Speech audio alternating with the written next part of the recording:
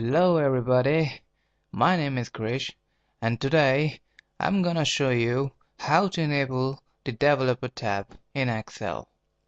As you can see, there are too many tabs: home, insert, page layout, formulas, data, review, view.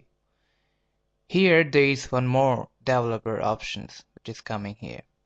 So for enabling it, what you need to do, you need to go to menu and you need to select Excel options.